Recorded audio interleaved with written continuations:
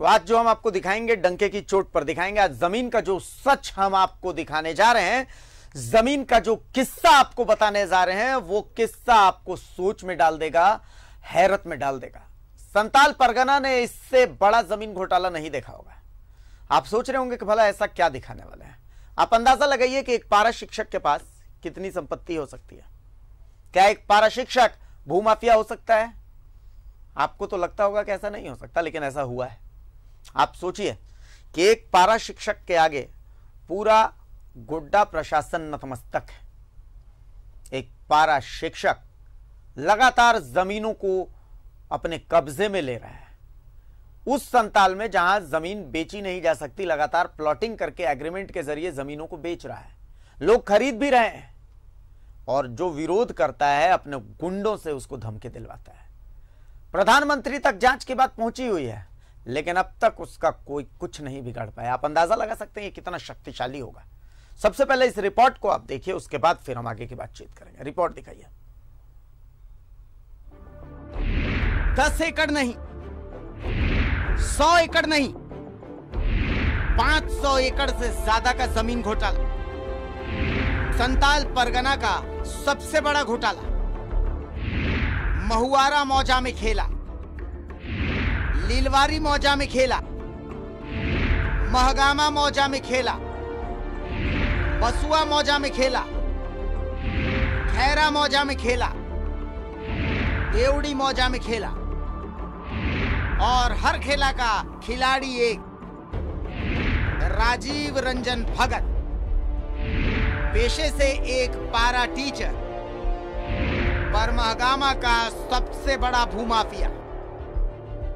सुनिए पीड़ा की कहानी, पीड़ितों की जुबानी, कैसे भूमाफियाओं ने ताकत और पैसे के बल पर जमीन को अपने कब्जे में कर लिया, कैसे जमीन का बंडर बांट गोड्डा में चल रहा है और कैसे उन जमीनों को बेचा जा रहा है जो जमीनें बिक ही नहीं सकती। राजीव रंजन भगत महुआरा के निवासी हैं, जो एक पारा टीचर पद पे थे। अभी आप शायद गवर्नमेंट का पद पे हुए हैं। वो एक वहीं हाँ प्राइवेट स्कूल है उनकी, ठीक है।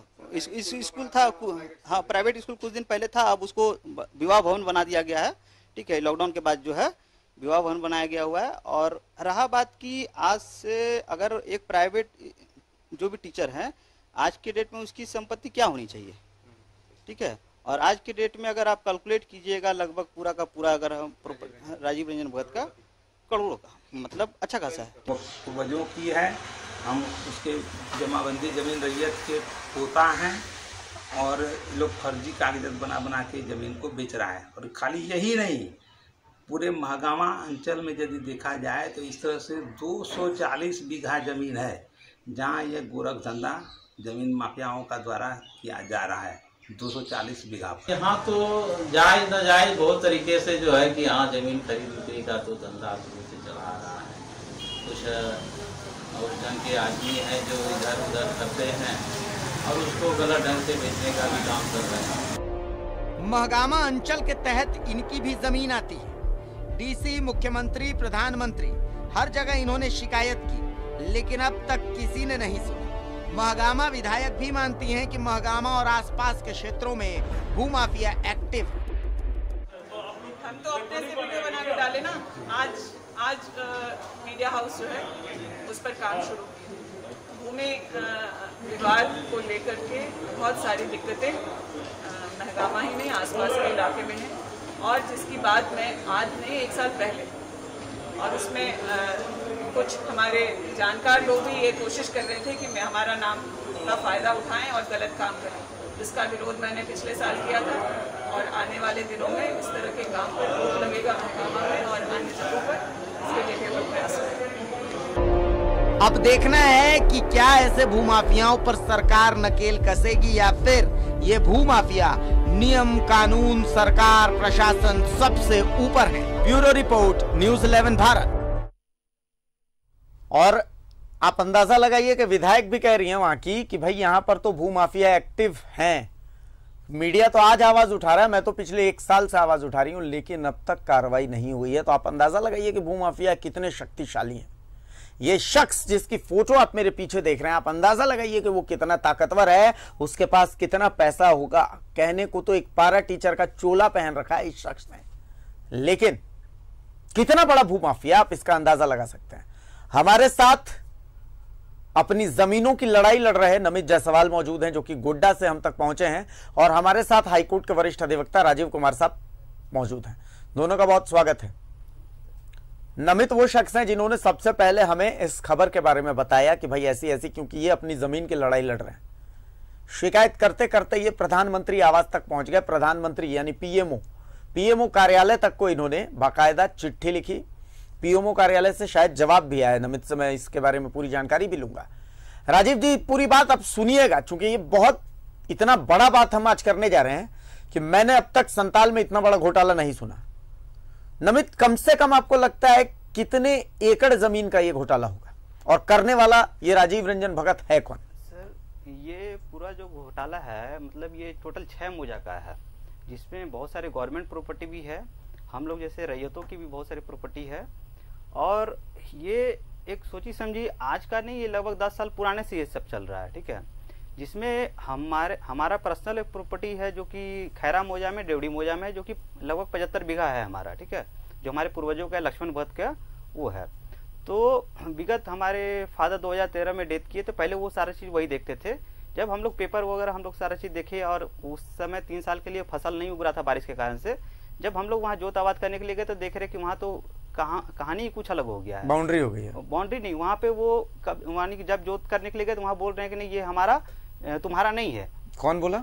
वहाँ के टिवड़ेवाल फैमिली है, जिसमें है दिलीप टिवड़ेवाल है, कैलाश टिवड़ेवाल है, श्याम सुंदर टिवड़ेवाल है, कमल टिवड़ेवाल है, ब्रज किशोर टिवड़ेवाल है। ये लोग बोले कि नहीं, ये जमीन तुम्हारे बाबूजी यानी तुम्हारे पूर्वज ने बहुत पहले 1933 में उसे बेच दिया है, ठीक है। हमने ठीक है बेच दिया है तो तुम्हें पेपर होगा ना कुछ, ठीक है, आप पेपर दो। तो हम लोगों ने सीओ अंचल कार्यालय में आवेदन दिया, हमारे बड़े भाई नीरज कुमार जायसवाल ने, तो अंचल कार्यालय में दिए, फिर उसके बाद अनुमंडल कार्यालय में दिए। तो ये जांच होते होते अंचल कार्यालय का पूरा जो होता है लगभग 3 साल तो सिर्फ ऐसे ही बीत गया। तब हम लोग परेशान होकर के अंचल कार्यालय दौड़ते दौड़ते जो होता है, उसके बाद हम लोग मुख्यमंत्री जनसंवाद में हम लोगों ने वो क्लेम किया, कंप्लेन किया। उस टाइम हम लोगों का 2017 में हम लोगों ने कंप्लेन किया। उसका जांच रिपोर्ट जांच होते होते 2019 बीत गया, 2 साल। उसके बाद जांच में आया कि जो हम शिकायत करता थे, हमारे बड़े भाई शिकायत करता थे, तो जांच रिपोर्ट में आया कि हमारा जो पेपर है लक्ष्मण भगत बनाम सरकार, वो पेपर सही है। और जो हमारे विपक्षी थे कैलाश टिवड़ेवाल, दिलीप टिवड़ेवाल, ये मुख्यमंत्री जनसंवाद हाँ, मुख्यमंत्री जनसंवाद में जो रिपोर्ट जांच रिपोर्ट गया, तो उसमें उन्होंने कहा कि ये लोग का जो पेपर फर्जी पाया गया है, ठीक है।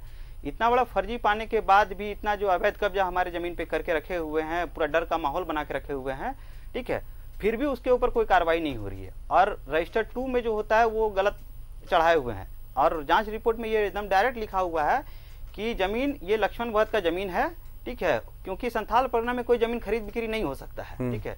लक्ष्मण भगत का जमीन है, और रजिस्टर 2 में परिवर्तन का आधार में कॉलम दर्ज नहीं है, मतलब कि ऐसे चढ़ गया, इसका कोई आधार नहीं। तो या तो कोई भगवान तो रजिस्टर 2 पे नहीं चढ़ाएगा, वहां तो अंचल कार्यालय के कर्मचारी ही चढ़ाएंगे, ठीक है।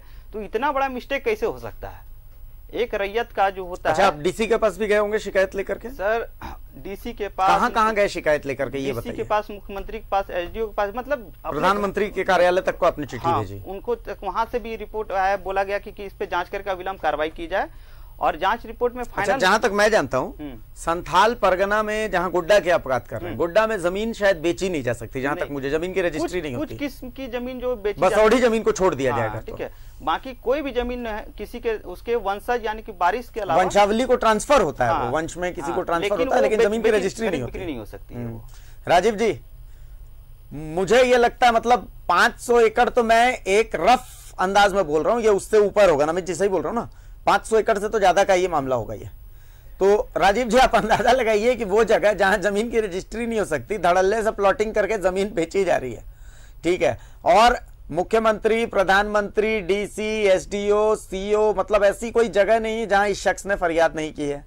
फिर भी अब तक आप देखिए कि ये शख्स लास्ट में थक हार करके न्यूज 11 भारत के पास आया, कहीं से इसको इंसाफ नहीं मिल रहा है। और आप देखिए कि विधायक वहां की कह रही कि भाई मीडिया तो आज उठा रहा है इस मामले को, मैं तो 1 साल से कह रही हूं कि भाई वहां पर भूमाफियाओं का आतंक है।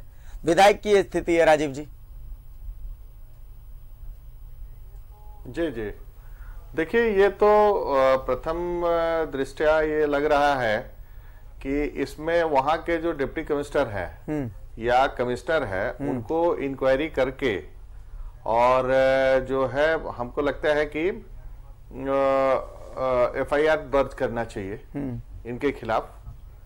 दूसरी चीज ये है कि जब कंप्लेंट्स आ रहे हैं और इवन MLA भी कर रही हैं, जैसे दीपिका पांडे सिंह ने बताया कि हम 1 साल से बोल रहे हैं, लोग सुन नहीं रहे हैं, तो ये तो क्लियर है कि कहीं ना कहीं ऊपर से डिस्ट्रिक्ट लेवल में जो रेवेन्यू ऑफिसर्स हैं वो उनके मिली भगत है।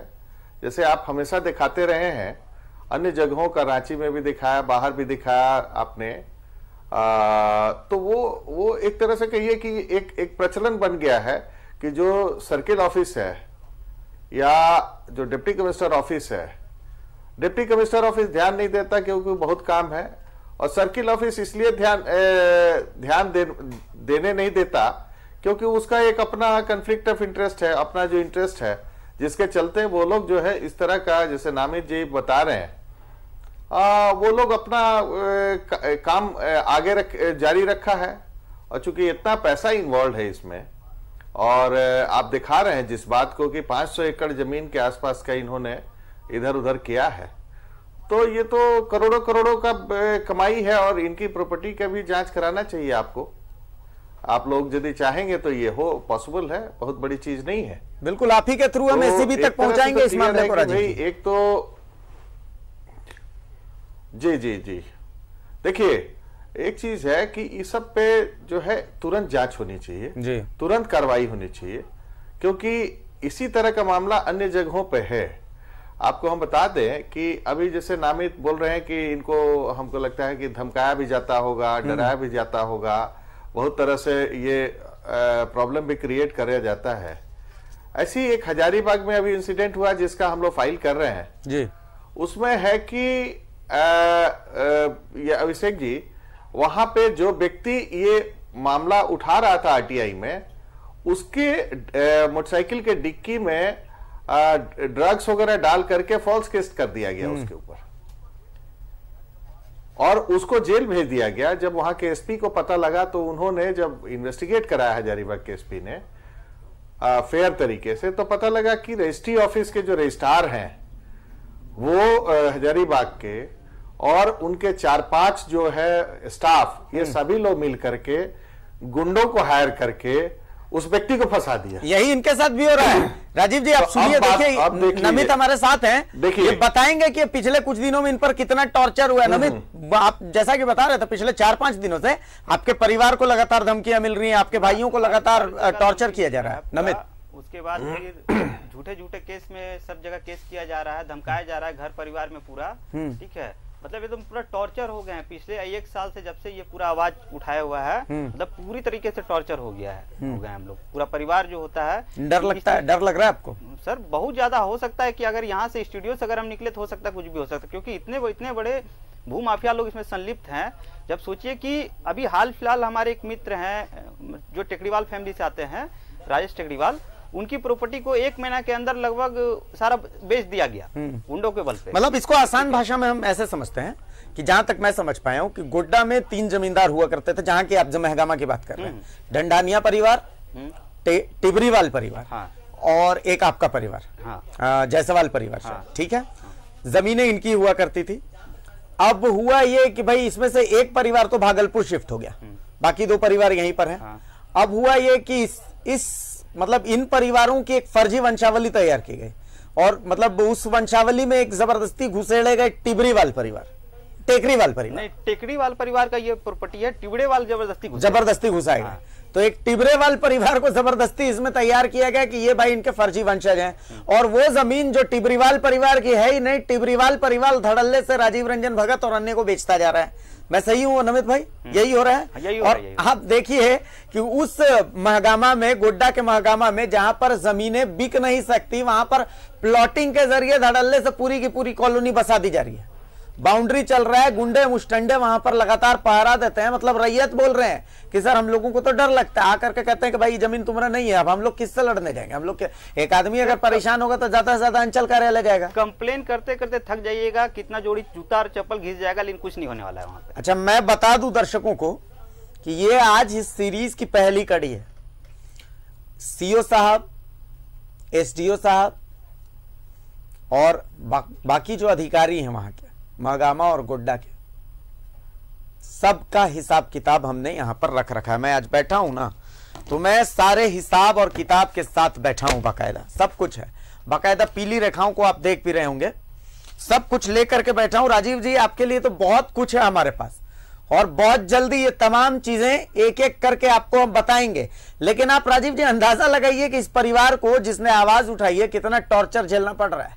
मतलब ये इतना डरा हुआ है कि ये कह रहा है कि सर अभी स्टूडियो से अगर मैं निकलूंगा और मुझे कुछ हो जाए तो आप आश्चर्य मत करिएगा। अब आप अंदाजा लगाइए कि एक आम आदमी के लिए ये लड़ाई कितनी मुश्किल है। सर उस व्यक्ति के लिए पूरा जिला में अगर कोई आवाज उठा दे, देखिए क्या हो रहा है कि आपके यहाँ यदि चोरी होती है तो 379 का केस होगा चोरी का, आपके यहाँ डकैती होगा तो भी डकैती का केस होगा। लेकिन आपकी जमीन की यदि चोरी हो गई, जैसे इनकी जमीन की चोरी हो रही है, तो इसकी सुनवाई सिविल कोर्ट में है। सिविल कोर्ट में 50 साल लग जाते हैं, क्योंकि ये इनकी जमीन चोरी हुई है, इनको इस्टेब्लिश करना पड़ेगा कि जमीन मेरी है, और लड़ते लड़ते ये जो है 30-40 साल लग जाएंगे। लेकिन इस बीच में जिसको एंजॉय करना होगा, जबरदस्ती उस जमीन को एंजॉय करेगा। कोर्ट लास्ट में पूछेगा कि पोजेशन किसका है, तो मालूम हुआ कि जो लैंड माफिया है वो इस्टेब्लिश कर देंगे कि मेरा पोजेशन है। तो जमीन में पोजेशन एक इंपॉर्टेंट एलिमेंट्स है। तो हमारे यहाँ जो सब चीज जो सिस्टम बना हुआ है, वो तो जमीन की डकैती कराने के लिए ही सिस्टम बना हुआ है। जैसे कि वहां पे कोर्ट भी बहुत ज्यादा कुछ नहीं कर पाती है। आप एफआईआर करेंगे तो थाना को तो इस तरह के माफिया अपने पेरोल पे रखते हैं, महीना देते हैं जी। और यही लोग जो है बाउंड्री करवाते हैं थाने वाले। आप एक बात बताइए, यदि हम आपका एक छोटा सा एग्जांपल दे रहा हजारीबाग का। आज मेरे यहां एक क्लाइंट आए थे, उनका मामला है कि उनका परिवार, उनके हस्बैंड और उनके फादर का हस्बैंड के फादर का मर्डर हो गया, रांची का ही है जी। उसके बाद से 1962 का एक पुराना डीड निकाला जाता है जी, और वो उस समय के लैंड माफिया रांची के, उसके बेसिस पे वो लोग क्लेम करते हैं और उस बेसिस पे वो लोग बेच देते हैं 4-5 आदमी को जी। तो रोड की जमीन है, प्राइम लैंड है। वो जो विडो है, उनके पास क्या ऑप्शन है, कहां जाएंगी? कोई उपाय नहीं। सिविल कोर्ट जाएंगी, उनके सुनवाई पॉसिबल नहीं है जी। वो इतना टाइम लगेगा कि वो थक जाएंगी। आप थाने जाएंगी, थाना में तो वही बैठा हुआ है जिसके खिलाफ आप जा रही हैं। तो न्याय कहां होगा? 90% क्राइम झारखंड में कहीं ना कहीं लैंड और लैंड से रिलेटेड है। अभी एक और कारनामा इस सरकार का आपको सुन लीजिए अभिषेक जी। आप जितने भी एपिसोड चलाए हैं अलग अलग जगहों का, आप इसलिए चला पाए हैं क्योंकि आप डीड जो है जी, वो निकाल लेते थे ऑनलाइन जी। अब इस सरकार ने क्या किया है कि एक नोटिफिकेशन लाया है कि चूंकि ट्रांसपेरेंसी में गड़बड़ी होती थी, माने ट्रांसपेरेंसी नहीं था, लोग देख लेते थे, इसलिए जो है हम जो है इसको ब्लॉक कर दे रहे हैं। अब आप देख नहीं पाएंगे किसने किसको रजिस्ट्री किया जी, यानी कौन सी जमीन किसको बिक गई, ये पहले आप ऑनलाइन चेक करते थे जी। लेकिन अब ये पॉसिबल नहीं है जी, ये सरकार ब्लॉक कर दी है। आप देख लीजिए रेवेन्यू का वेबसाइट से। तो ये बिल्कुल अब ये शो करता है, जिसको हम लोग चैलेंज करने जा रहे हैं, कि ट्रांसपेरेंसी वो होती है जिससे कि लोग देख पाए जी। ये ट्रांसपेरेंसी कौन सी है कि उसको ब्लॉक कर दिया जाए, क्योंकि इतने लैंड माफिया और सर्किल ऑफिस का एक्सपोज हो जा रहा था। आप ये एक्सपोज कर पा रहे थे कि ये एक लैंड को जो प्रोहिबिटेड लिस्ट में था उसको बेच दिया जाता था। तो अब क्या है कि आप देख नहीं पाएंगे, बिकते रहेंगे, ट्रांसपेरेंसी के नाम पे सब चीजों को ढक दिया जा रहा है। माफिया जो है वो आगे बढ़ता रहेगा। ट्रांसपेरेंसी के नाम पे सब चीज को ढक दिया जा रहा है, ढक दिया गया जी बिल्कुल सर, लेकिन संथाल हाँ अब नहीं कर सकते। हाँ बोलिए नमित। तो अब देखिए कि लेकिन इनका संथाल नामी करने में सर जायसवाल जमीन की बिक ही नहीं सकता, कोई मतलब किसी का ट्रांसफर हो ही नहीं सकता किसी भी शर्त पे। हमारे यहाँ सीएनटी में तो हम लोग बेच भी सकते हैं एक दूसरे का, एक कास्ट को दूसरे कास्ट को बेच सकते हैं, वहाँ किसी को भी मतलब नहीं बेच सकते हैं आप। राजीव जी, जैसा कि नमित बता रहे हैं कि भाई संताल में एसपीटी एक्ट लागू है वहां पर, तो वहां पर तो मतलब जमीन बिक ही नहीं सकती। वो तो है, लेकिन आप देखिए कि धड़ल्ले से वहां पर जमीन का एग्रीमेंट चल रहे हैं हुकुमनामा के आधार पर।